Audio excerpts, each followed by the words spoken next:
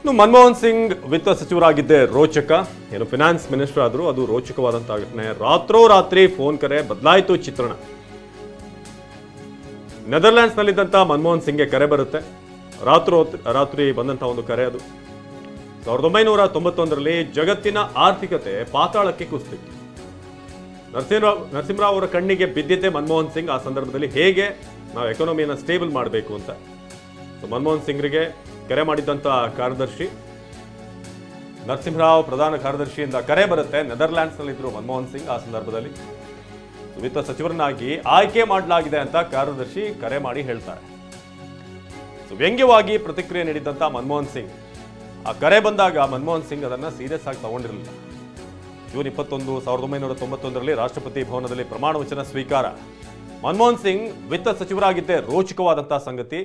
ಏನು ಆ ಸಂದರ್ಭದಲ್ಲಿ ಭಾರತದ ಎಕಾನಮಿ, ಅದರಲ್ಲೂ ಈ ಕೊಲ್ಲಿ ಯುದ್ಧ ಏನಾಯಿತು, ಆ ಸಂದರ್ಭದಲ್ಲಿ ಭಾಳಷ್ಟು ಏರುಪೇರಾಗಿತ್ತು. ಹಾಗಾಗಿ ಅದನ್ನು ಸ್ಟೆಬಿಲೈಸ್ ಮಾಡಬೇಕು, ಒಂದು ಹಂತಕ್ಕೆ ತರಬೇಕು, ನಿಯಂತ್ರಣಕ್ಕೆ ತರಬೇಕು ಅನ್ನೋ ನಿಟ್ಟಿನಲ್ಲಿ ಆಗ ಇದ್ದಂತಹ ಸಮಸ್ಯೆಗಳು ಅದೆಲ್ಲವನ್ನು ಕೂಡ ಸರಿಪಡಿಸುವಂಥ ನಿಟ್ಟಿನಲ್ಲಿ ಒಂದು ಕೂಲ್ ಹೆಡ್ ಬೇಕು. ಅದನ್ನು ಸರಿ ಮಾಡಬೇಕು ಅಂತಂದರೆ ಅದಕ್ಕೆ ಸರಿಯಾದಂಥ ವ್ಯಕ್ತಿ ಮನಮೋಹನ್ ಸಿಂಗ್ ಅಂತ PV ನರಸಿಂಹರಾವ್ ಅವರು ನಿರ್ಧಾರಕ್ಕೆ ಬರ್ತಾರೆ.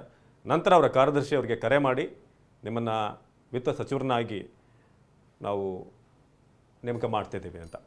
ಈಗ ನಮ್ಮ ಜೊತೆ ಮುಜಾಫರ್ ಅಸಾದಿ ಅವರು, ರಾಜಕೀಯ ವಿಶ್ಲೇಷಕರು, ನೇರ ಸಂಪರ್ಕದಲ್ಲಿ ಜಾಯ್ನ್ ಆಗಿದ್ದಾರೆ ಹೆಚ್ಚಿನ ಮಾಹಿತಿಯನ್ನು ಕೊಡೋದಕ್ಕೆ.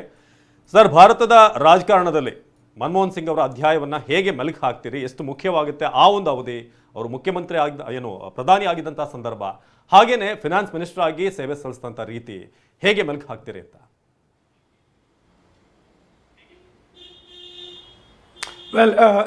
ಒಬ್ಬ ಗಣ್ಯ ವ್ಯಕ್ತಿ ತೀರಿಕೊಂಡ ಕೂಡಲೇ ನಾವು ಅವರ ಬಗ್ಗೆ ಒಳ್ಳೆಯ ಮಾತುಗಳನ್ನು ಆಡುವಂಥದ್ದು ಅಥವಾ ಶ್ರದ್ಧಾಂಜಲಿ ಅರ್ಪಿಸುವಂಥದ್ದು ಅಥವಾ ಗುಣಗಾನ ಮಾಡುವಂಥದ್ದು ಇದೆಲ್ಲ ಸರ್ವೇ ಸಾಮಾನ್ಯ. ಅದು ನಮ್ಮ SM ಕೃಷ್ಣರು ಕೂಡ ಇರ್ಬೋದು, ಅದು ವಾಜಪೇಯಿ ಇರ್ಬೋದು, ಯಾರು ಕೂಡ ಇರ್ಬೋದು. ಯಾರು ಪ್ರೈಮ್ ಮಿನಿಸ್ಟರ್ ತೀರೋದ ಕೂಡಲೇ ನಾವು ಅವರು ಕೊಟ್ಟಂಥ ಕೊಡುಗೆಯ ಬಗ್ಗೆ ಮಾತಾಡ್ತೀವಿ. ಆದರೆ ಒಂದೆರಡು ಅಂಶಗಳನ್ನು ನಾವು ಅರ್ಥ ಮಾಡ್ಕೊಳ್ಬೇಕು. ಏನಂತ ಹೇಳಿದ್ರೆ, ಒಬ್ಬ ವ್ಯಕ್ತಿಯನ್ನು, ಈಗ ಉದಾಹರಣೆಗೆ ಡಾಕ್ಟರ್ ಮನಮೋಹನ್ ಸಿಂಗ್ ಅವರನ್ನು ಇತಿಹಾಸ ಹೇಗೆ ನೋಡುತ್ತದೆ ಎಂಬುದನ್ನು ನಾವು ನೋಡಬೇಕು. ಅವರನ್ನು ಒಬ್ಬ ರಾಜಕಾರಣಿಯಾಗಿ ನೋಡ್ತದ? ವಾಸ್ತವಿಕ ನನ್ನ ಪ್ರಕಾರ ಅವರೊಬ್ಬ ರಾಜಕಾರಣಿಯಾಗಿರಲಿಲ್ಲ, ಒಂದು ಟಿಪಿಕಲ್ ರಾಜಕಾರಣಿಯಾಗಿರಲಿಲ್ಲ. ಒಬ್ಬ ಮುತ್ಸದ್ದಿ ಅಕಾಡೆಮಿಕ್ ಕಮ್ ರಾಜಕಾರಣಿಯಾಗಿದ್ದರು ಅವರು. ಯಾಕಂತೇಳಿದ್ರೆ, ನಾನು ಯಾಕೆ ಈ ಶಬ್ದವನ್ನು ಯೂಸ್ ಮಾಡ್ತಿದ್ದೀನಿ ಅಂತೇಳಿದ್ರೆ, ಅವರು ನಡೆಸಿದಂಥ ಚರ್ಚೆಗಳು, ಅದು ಫಿನಾನ್ಸ್ ಡಿಪಾರ್ಟ್ಮೆಂಟ್ನಲ್ಲಿ ಇರ್ಬೋದು, ಪ್ಲಾನಿಂಗ್ ಕಮಿಷನ್ನಲ್ಲಿರ್ಬೋದು, ಅಥವಾ ಯಾವುದೋ ಮೀಟಿಂಗ್ ಇರ್ಬೋದು, RBI ಇರ್ಬೋದು, ಯಾವುದೋ ಮೀಟಿಂಗ್ ಇರ್ಬೋದು, ಅವರು ಯಾವತ್ತೂ ಕೂಡ ಪ್ರಶ್ನೆಗಳನ್ನು ಕೇಳ್ತಿರ್ಲಿಲ್ಲ. ಭಾಳ ಯದ್ವಾತದ್ವಾಗಿ ಪ್ರಶ್ನೆಗಳನ್ನು ಕೇಳ್ತಿರ್ಲಿಲ್ಲ, ಆಲಿಸ್ತಿದ್ರು. ಈ ಆಲಿಸ್ತಾ ಅವ್ರು ಹೇಳ್ತಿದ್ರು, ನಾನು ಇದರಿಂದ ಬಹಳಷ್ಟು ಕಲಿತೆ. ಒಬ್ಬ ಅಕಾಡೆಮಿಷನ್ನು ಮೌನವಾಗಿ ಕೇಳ್ಕೊಂಡು ಆಲಿಸ್ಕೊಂಡು ಹೇಳ್ತಾನೆ. ಒಬ್ಬ ಮುತ್ಸದ್ದಿಯಾಗಿರ್ತಾನೆ, ಅವನು ಚಿಂತನೆ ಮಾಡ್ತಾನೆ, ರಾಷ್ಟ್ರದ ಬಗ್ಗೆ ಮತ್ತು ತನ್ನ ಸಮುದಾಯದ ಬಗ್ಗೆ ಎಲ್ಲ ಚಿಂತನೆ ಮಾಡ್ತಾನೆ. ಬಹುಶಃ ಮನಮೋಹನ್ ಸಿಂಗನ್ನು ಈ ಸಂದರ್ಭದಲ್ಲಿ ನಾವು ನೋಡಲೇಬೇಕಾಗುತ್ತೆ. ಎರಡನೇದಾಗಿ ನಾವು ನೋಡಬೇಕಾದ್ರೆ ಮನಮೋಹನ್ ಸಿಂಗನ್ನು ಹೇಗೆ ನೋಡ್ಬೋದು, ಯಾವ ಜಂಕ್ಷನ್ನಲ್ಲಿ ನೋಡ್ಬೋದು, ಅಥವಾ ಅವರು ಭಾರತದ ಸಂದರ್ಭದಲ್ಲಿ ಯಾವ ರೀತಿ ಪ್ರತಿಬಿಂಬಿತರಾಗ್ತಾರೆ ಅಂತೇಳಿ.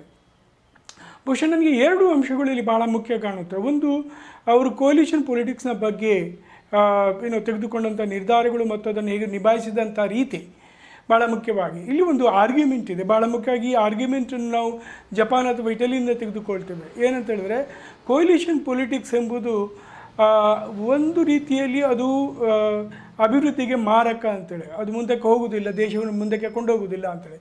ಅದಕ್ಕೆ ಅಪಾದ ಇರುವಂಥದ್ದು ನಿಮಗೆ ಜಪಾನ್ ಮತ್ತು ಇಟಲಿಗಳು ಅಂಥ ದೇಶಗಳು. ಬಟ್ ಮನಮೋಹನ್ ಸಿಂಗ್ ಇದಕ್ಕೊಂದು ಅಪಾದ ಆಗಿಬಿಡ್ತಾರೆ, ಅಂದರೆ ಒಂದು ಎಕ್ಸೆಪ್ಷನ್ ಆಗುತ್ತಾರೆ. ಎಕ್ಸೆಪ್ಷನ್ ಯಾಕಂತ ಹೇಳಿದ್ರೆ, ಕೋಲಿಷನ್ ಪೊಲಿಟಿಕ್ಸ್ 12-13 ಪಾರ್ಟಿಗಳ ಕೋಲಿಷನ್ ಪೊಲಿಟಿಕ್ಸನ್ನು 10 ವರ್ಷ ಜೊತೆಯಾಗಿ ಇಟ್ಕೊಳ್ಳುವಂಥದ್ದು ಅಷ್ಟು ಈಸಿ ಇಲ್ಲ. ಮಾತ್ರವಲ್ಲ, ಅಲ್ಲಿರುವಂತಹ ಕಾಂಟ್ರಡಿಕ್ಷನ್ಸ್ಗಳು, ವೈರುಧ್ಯಗಳ ನಡುವೆ ಅದನ್ನು ನಿಭಾಯಿಸ್ಕೊಂಡು ಹೋಗುವಂಥದ್ದು. ಎಕ್ವಿಸಿಷನ್ಗಳು ಬಂದ ಕೂಡಲೇ, ಸರ್ಕಾರದ ಮೇಲೆ ಎಕ್ವಿಸಿಷನ್ ಬಂದ ಕೂಡಲೇ ಕೂಡ ಅದನ್ನು ಎದುರಿಸುವಂಥದ್ದು. ಭಾಳ ಮುಖ್ಯವಾಗಿ ಈ ಎಲ್ಲ ಅಕ್ವಿಸಿಷನ್ಗಳು, ಅದು 2B ಇರ್ಬೋದು, ಇದು ಸ್ಪೆಕ್ಟ್ರಮ್ ಇದಿರ್ಬೋದು, ಅದು ಯಾವುದು ಇರ್ಬೋದು, ಅದು ಯಾವತ್ತೂ ಕೂಡ ಮನಮೋಹನ್ ಸಿಂಗ್ ಮೇಲೆ ಬಂದಿಲ್ಲ, ಅದು ಬಂದದ್ದು ಬೇರೆಯವರ ಮೇಲೆ ಬಂದದ್ದು. ನೀವು ಅದು ಕೋಲಿಷನ್ ಪೊಲಿಟಿಕ್ಸನ್ನು ಹೇಗೆ ನಿಭಾಯಿಸಿದ್ರು, ಎಷ್ಟು ಸುಂದರವಾಗಿ ನಿಭಾಯಿಸಿದ್ರು ಅದನ್ನು ನೋಡಬೇಕು. ನಮ್ಮ ಇಂಡಿಯಾದ ಕಾಂಟೆಕ್ಸ್ಟಲ್ಲಿ ಕೊಲಿಷನ್ ಪೊಲಿಟಿಕ್ಸ್ ಅಭಿವೃದ್ಧಿ ಕೂಡ ದಾರಿ ಮಾಡಿಕೊಡುತ್ತೆ ಅಂತೇಳಿ ಸರಿಯಾಗಿ ತೋರಿಸಿಕೊಟ್ಟವರು ಮನಮೋಹನ್ ಸಿಂಗ್. ಎರಡನೇದಾಗಿ ನನ್ನ ಪ್ರಕಾರ ಮನಮೋಹನ್ ಸಿಂಗ್ ಬಹುಶಃ ಒಂದು ರೀತಿಯಲ್ಲಿ ಚೈನಾದ ಮಾಡೆಲನ್ನು ಕೂಡ ತಂದರು ಅಂತೇಳಿ ಭಾವಿಸ್ತೀನಿ ನಾನು. ಚೈನಾದ ಮಾಡೆಲ್ ಅಂತ ಹೇಳಿದರೆ ಅದನ್ನು ಯಥಾವತ್ತವಾಗಿ ತರಲಿಲ್ಲ, ಯಥಾವತ್ತಾಗಿ ತರಲಿಲ್ಲ. ಸೊ ಅಲ್ಲಿ ಬಹಳ ಮುಖ್ಯವಾಗಿ ಅವರು ಒಂದು ಕಡೆ ಮಾರ್ಕೆಟನ್ನು ಕೂಡ ತಂದರು ಮತ್ತು ಸೋಷಿಯಲಿಸಮನ್ನು ಕೂಡ ತಂದರು. ಸೊ ಮಾರ್ಕೆಟ್ ಸೋಷಿಯಲಿಸಮ್, ನಾವು ಇವತ್ತು ಚೈನಾದ ಬಗ್ಗೆ ಮಾತನಾಡುವಾಗ ಒಂದು ಮಾಡೆಲ್ ಬಗ್ಗೆ ಮಾತಾಡ್ತೀವಿ. ಚೈನಾದ model is a market socialist model ಅಂತೇಳಿ. ಇಂಡಿಯಾದ ಕಾಂಟೆಕ್ಸ್ಟಲ್ಲಿ ಮಾರ್ಕೆಟ್ ಸೋಷಿಯಲಿಸಮ್ ಮಾಡೆಲ್ ಕೂಡ ಆಪ್ರೇಟ್ ಆಗಿತ್ತು. ಸೊ ಇದು ಒಂದು ರೀತಿಯಲ್ಲಿ ನೆಹರೂನ ಆರ್ಗ್ಯುಮೆಂಟ್ನ ಅಥವಾ ನೆಹರೂನ ಐಡಿಯಾನ ಎಕ್ಸ್ಟೆನ್ಷನ್ ಕೂಡ ಹೌದು. ಆದರೆ ಈ ಮನಮೋಹನ್ ಸಿಂಗ್ ಮಾರ್ಕೆಟ್ ಸೋಷಿಯಲಿಸಮ್ ಅಂತ ತರೋದ್ರಲ್ಲ ಹಿಂದುಗಡೆ ಏನೆಂದರೆ ಒಂದು ರೀತಿಯ ಸಮತೋಲನವನ್ನು ಕಾಯ್ದುಕೊಳ್ಳುವಂತಹ ಯತ್ನ ಕೂಡ ಇತ್ತು. ಭಾರತದ ಅಭಿವೃದ್ಧಿಗೆ ಒಂದು ಸಮತೋಲನ ಬೇಕಿತ್ತು. ಒಂದು ಕಡೆ ಅಭಿವೃದ್ಧಿ ಆಗಬೇಕಿತ್ತು. ಸೊ ನಿಮಗೆ ಲಿಬರಲೈಸೇಷನ್ ಹೋಗಬೇಕಿತ್ತು. ಲಿಬರಲೈಸೇಷನ್ ಆರ್ಗ್ಯುಮೆಂಟ್ ಇದ್ದರೆ ಅದೊಂದು ಪೆನಾಶಿಯ, ಎಲ್ಲ ಸಮಸ್ಯೆಗಳಿಗೆ ಉತ್ತರ ಕೊಡ್ತದೆ, ಎಲ್ಲ ಸಮಸ್ಯೆಗಳಿಗೆ ಅದು ಪರಿಹಾರ ಮಾಡುತ್ತೆ ಎಂಬುದು ಒಂದು ಉತ್ತರ ಇದೆ. ಸೊ ನಿಮಗೆ ಮಾರ್ಕೆಟ್ ಸೋಷಿಯಲಿಸಮ್, ಮಾರ್ಕೆಟ್ ಬರುತ್ತೆ ಇಲ್ಲಿ. ಒಂದು ಲಿಬರಲೈಸೇಷನ್ನ ಅದನ್ನು ಭಾಳ ತೀವ್ರವಾಗಿ ತಂದಿಟ್ಟದವರು, ಅಥವಾ ಅದರೊಟ್ಟಿಗೆ FDI ತಂದರು ಅವರು ಆ್ಯಸ್ ಅನ್ ಇಕಾನಮಿಸ್ಟ್ ಆಗಿ ಅಥವಾ ಪ್ರೈಮ್ ಮಿನಿಸ್ಟರ್ ಆಗಿ ಬಹಳ ಮುಖ್ಯವಾಗಿ FDI ಅಂತ ತರಲಿಕ್ಕೆ ನೋಡಿದರು. ಅದು ಭಾಳ ಮುಖ್ಯವಾಗಿ ಟೆಲಿಕಾಮ್ ಅಥವಾ ಬೇರೆ ಬೇರೆ ಇದರಲ್ಲಿ ತಂದರು ಅವರು. ಎರಡನೇದಾಗಿ ಅವರು ಲೈಸೆನ್ಸ್ ರಾಜನ್ನು ಕಡಿಮೆ ಮಾಡಿಬಿಟ್ರು. ಬಹುಶಃ ಲೈಸೆನ್ಸ್ ರಾಜ್ ಇದ್ದಂಥ ಪರಿಸ್ಥಿತಿ, ಯಾಕಂದರೆ ಲೈಸೆನ್ಸ್ ರಾಜ್ ಎಂಬುದು ಒಂದು ಟಾಪ್ ಡೌನ್ ಸ್ಟೇಟ್ನ ಪ್ರತೀಕವಾಗಿರ್ತದೆ. ಲೈಸೆನ್ಸ್ ರಾಜ್ ಈಗ ಹೋದ ಕಾರಣವೇ ಪ್ರೈವೇಟ್ ಸೆಕ್ಟರ್ಗಳು ಬರಲಿಕ್ಕೆ ಸಾಧ್ಯ ಆಯಿತು, ಮಾರ್ಕೆಟ್ ಬೆಳೀಲಿಕ್ಕೆ ಸಾಧ್ಯ ಆಯಿತು. ಲಿಬರಲೈಸೇಷನನ್ನು ತಂದು ಬಿಟ್ಟರು. ಸೊ ನಿಮಗೆ FDIಯನ್ನು ತಂದರು. ಸೊ ನಿಮಗೆ ಆದ ಕಾರಣ ಆಮೇಲೆ ಟ್ಯಾರಿಫನ್ನು ಕಡಿಮೆ ಮಾಡಿಬಿಟ್ರು. ಐ ಥಿಂಕ್ 300% 50%ಗೆ ತಂದರು. ಸೊ ಇದನ್ನೆಲ್ಲ ನೋಡಿದರೆ ಅವರು ಮಾರ್ಕೆಟನ್ನು ಇಂಡಿಯಾದ ಕಾಂಟೆಕ್ಸ್ಟಲ್ಲಿ ಬೆಳೀಲಿಕ್ಕೆ ಅವಕಾಶ ಮಾಡಿಕೊಟ್ರು. ಯಾಕಂತ ಹೇಳಿದ್ರೆ ಅದರ ಪಾರ್ಟಿಸಿಪೇಷನ್ ಮುಖಾಂತರ ಅಭಿವೃದ್ಧಿ ಸಾಧ್ಯ ಇದೆ ಅಂಥೇಳಿ ಮಾಡಿಕೊಟ್ರು.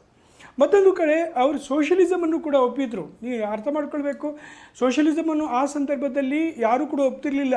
ಸೋಷಿಯಲಿಸಮ್ ಎಂಬ ಶಬ್ದವು ಅದೊಂದು ಏನು ಹೇಳ್ತಾರೆ, ಒಂದು ರೀತಿಯಲ್ಲಿ ಪರ್ಯಾಯ ಶಬ್ದ ಆಗಿಬಿಟ್ಟದ್ದು, ಒಂದೊಂದು ರೀತಿಯ ಚಾಲ್ತಿಯಲ್ಲಿ ಇಲ್ಲದಂಥ ಶಬ್ದ ಆಗಿತ್ತು. ಬಟ್ ಆದರೂ ಕೂಡ ಮನಮೋಹನ್ ಸಿಂಗ್ ನೋಡಿ 4-5 ಕಾರ್ಯಕ್ರಮವನ್ನು ಕೂಡ ತಂದರು.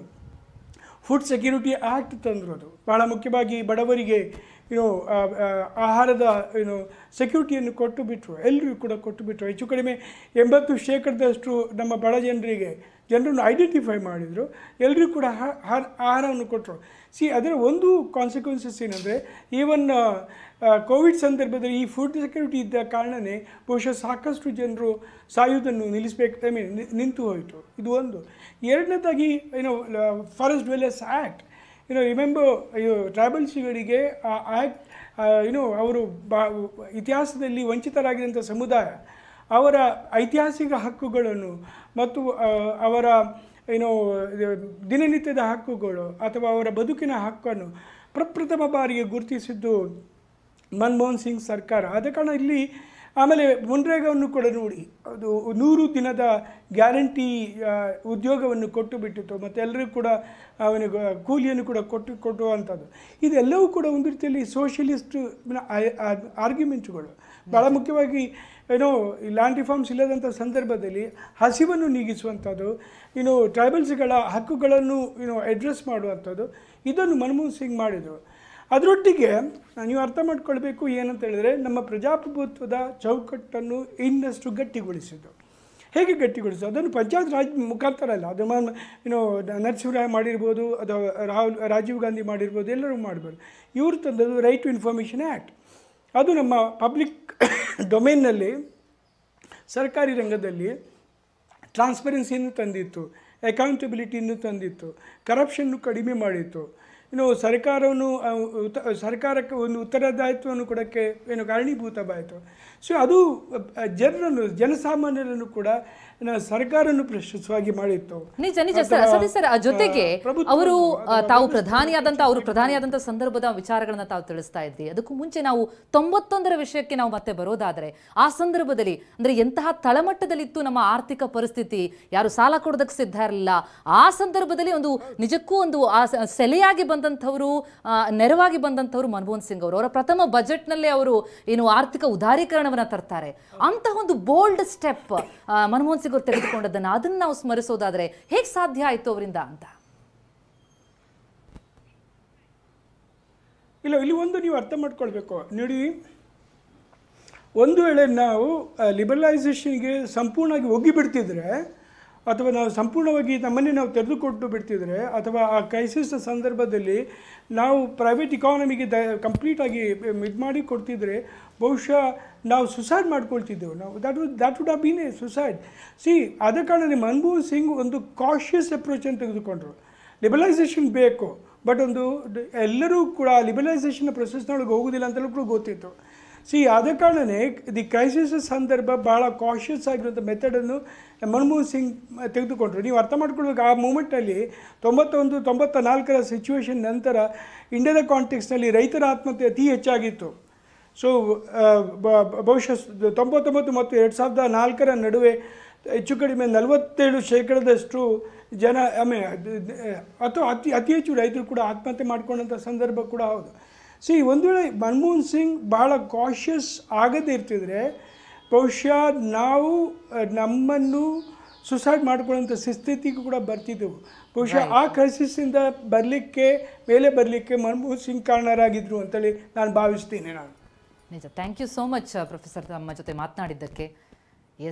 ಇಂತಹ ಒಬ್ಬ ಸುಧಾರಕ, ಒಬ್ಬ ಕ್ರಾಂತಿಕಾರಿ, ಆರ್ಥಿಕ ಮಟ್ಟದಲ್ಲಿ ದೇಶದ ಸುಭದ್ರತೆಗಾಗಿ ಬಹಳ ದುಡಿದಂಥವ್ರು, ಅಂತಹ ಒಬ್ಬ ವ್ಯಕ್ತಿನ ನಾವು ಕಳ್ಕೊಂಡಿದ್ದೇವೆ. ಬಡವಾಗಿದೆ ಭಾರತ.